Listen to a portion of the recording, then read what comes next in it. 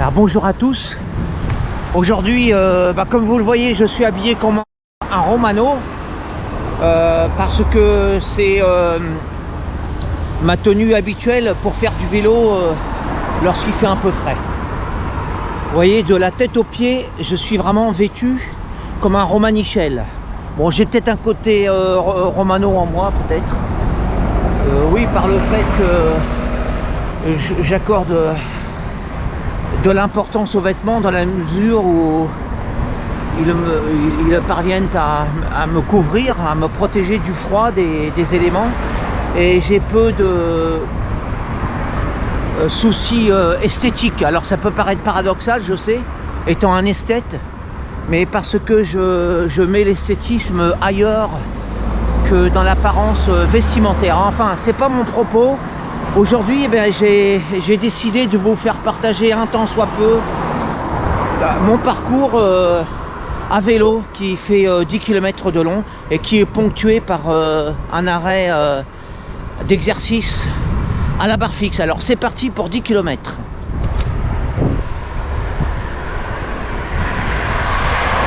Bon, alors comme vous le voyez, je grille allègrement les stops, puisque moi je suis un cycliste et en tant que cycliste, j'estime que les stops ne servent à rien, surtout ici.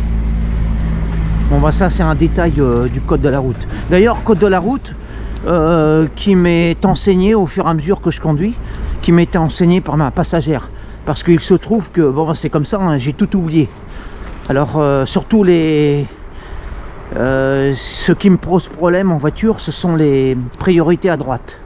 Ne sachant pas où est la droite et de la gauche, que je ne distingue pas la droite de la gauche, et puis je suis un peu distrait sur les bords. Bon, bah heureusement que j'ai ma passagère pour m'avertir des dangers de la route lorsque je suis au volant. Bon, voici un deuxième stop, et je vois pas pourquoi je m'arrêterai à ce stop particulièrement plus qu'à un autre, hein. De toute façon, les stops sont faits pour être grillés, hein.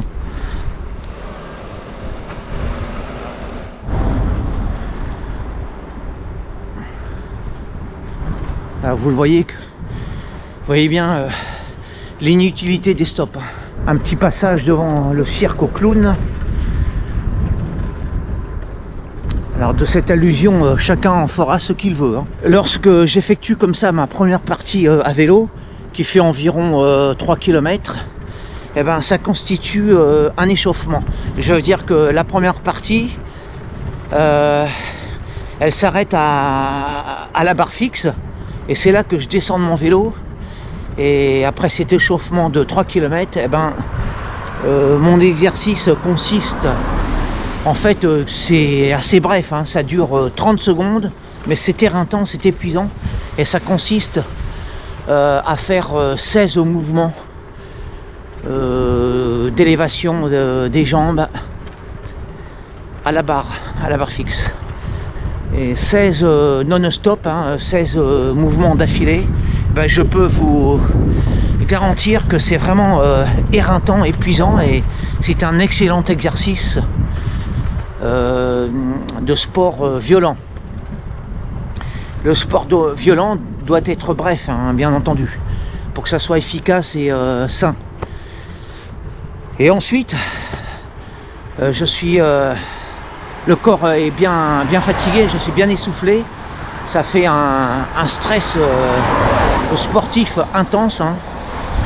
Et après je redémarre, mais alors avec un petit peu un coup dans l'aile quand même, parce que je peux vous dire que ces 30 secondes d'activité physique intense sont vraiment éreintantes, hein. Et après, bon, bah, ça redémarre plus lentement. Et après, j'effectue les 7 km restants. On arrive, je vais y aller directement, hein. Je ne vais pas faire de blabla, je vais faire mon exercice. Bon, attention, hein, je ne suis pas Frédéric Delavier pour autant, hein. C'est dur, certes, et ça requiert un réel effort et une certaine compétence, mais cela dit, il ne faut pas exagérer non plus, hein. Avec un peu d'entraînement, vous pourriez en faire autant, hein. Bon, j'ai posé mon appareil.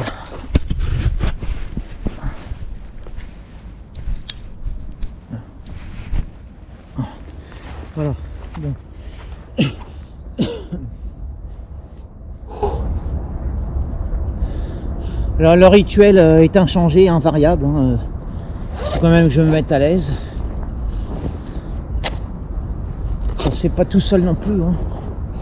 Alors là, j'ôte mes oripeaux de Romanichel pour me mettre en tenue plus adéquate. Et c'est parti. Pas de blabla, pas de chichi.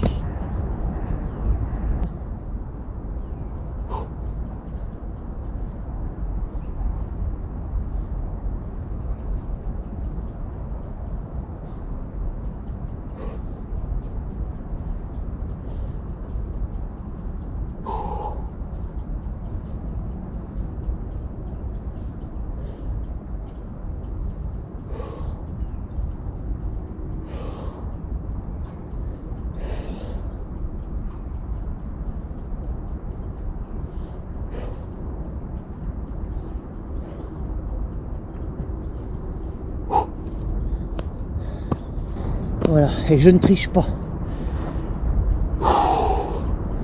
Voilà, alors je me redéguise en mendiant romano. Alors c'est un mystère, hein, le fait que les Romanichels, on les reconnaît à leur tenue vestimentaire, à leur accoutrement. Je sais pas pourquoi, ça va être une mode chez eux, une habitude culturelle, hein, le fait de s'habiller comme des clodos en fait, hein. Choses qui sont, mais de manière professionnelle. Ce sont des clochards professionnels. Et bon, d'ailleurs, ce n'est pas du tout le sujet, hein, qui de génération en génération ont peaufiné l'art de faire la manche, l'art de soutirer des sous au gogo. Bon, c'est reparti, je termine mes 7 km restants.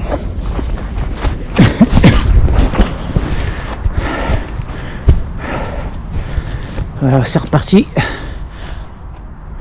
J'enfourche ma monture mécanique et c'est parti pour boucler le parcours de 10 km. Donc il reste 7 km. Voilà, alors vous voyez, c'est ça mon quotidien sportif.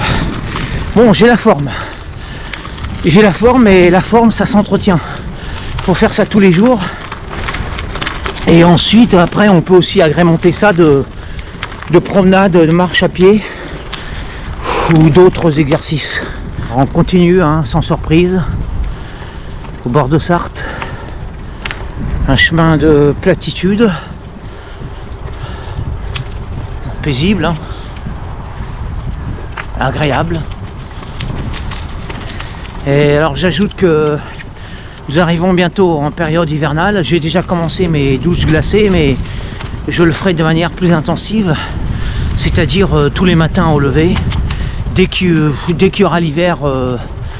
Sera là dès qu'il sera installé, quoi. C'est-à-dire, autrement dit, dès que l'eau sera assez froide, 7 degrés, dès que l'eau est à 7 degrés, je me jette dans le bain.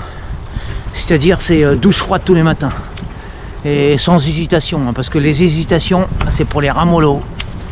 Et moi, les ramollos, j'aime pas ça. Je précise que lorsque je prends des douches glacées, jamais je ne dirige le jet sur ma tête, hein. Je protège ma tête du froid parce que ça peut être dangereux. Et jamais je ne fais ça juste après manger.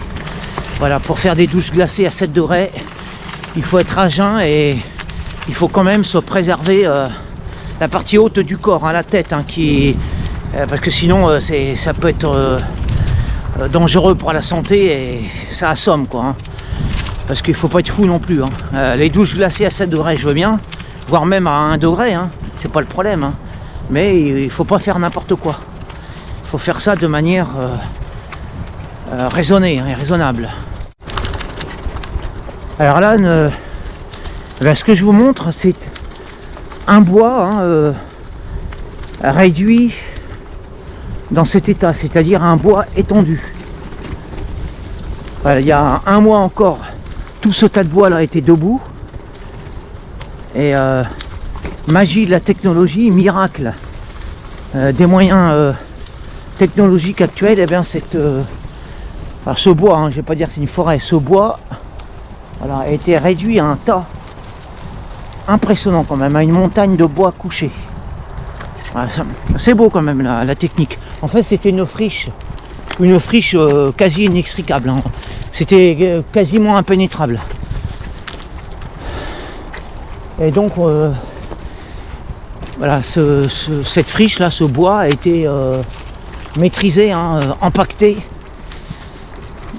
mise en ballot, hein, si je pourrais dire ça, si je pourrais comparer ça avec une moisson de blé. Là c'est une moisson de troncs. Ah, c'est beau quand même, hein.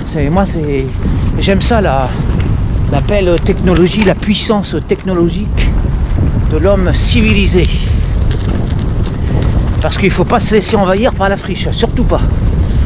Celui qui se laisse envahir par la friche est un hippie, un gauchiste, qui s'imagine que la ronce, l'épine, est supérieure à la rose, à la fraise, à la cerise, etc.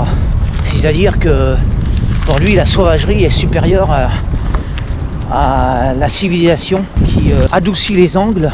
La civilisation dégrossit tout ce qui pique, tout ce qui est amer, pour rendre accessible tous les trésors de la terre à l'homme. Bon allez, encore un stop, on n'est plus à ça près, hein.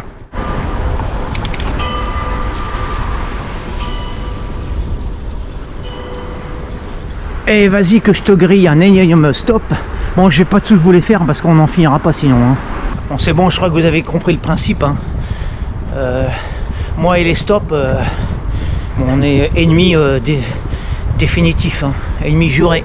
Ce sont les règles du cyclisme, enfin, mes règles. Observez bien la personne qui est devant moi.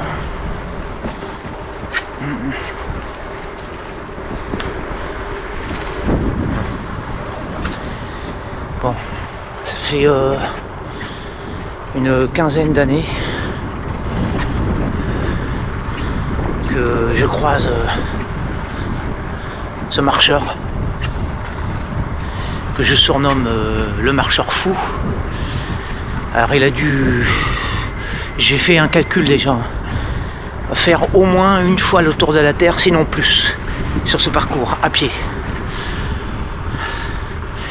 Alors il faut savoir que ce parcours fait 10 km et qu'il n'est pas rare que je le vois faire 3 fois dans la journée ce parcours, et peut-être même plus, parce que je ne suis pas témoin de tous ces passages, de tous ces allers-retours.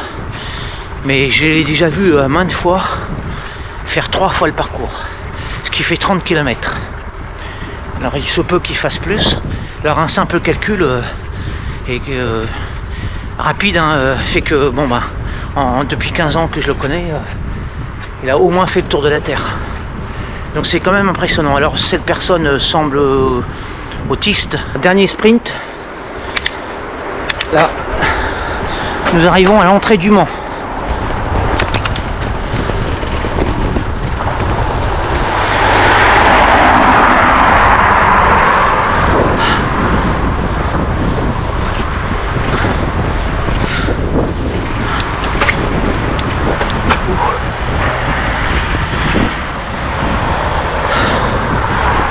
Voilà, et ainsi se termine le parcours de 10 km. Je vous remercie de m'avoir suivi et je vous dis à une prochaine vidéo. Alors peut-être ailleurs, sur la Lune, dans l'espace, dans la forêt, on verra bien. Ce sera la surprise. Ou peut-être je pense que ça sera plutôt sur Terre. C'est plus probable.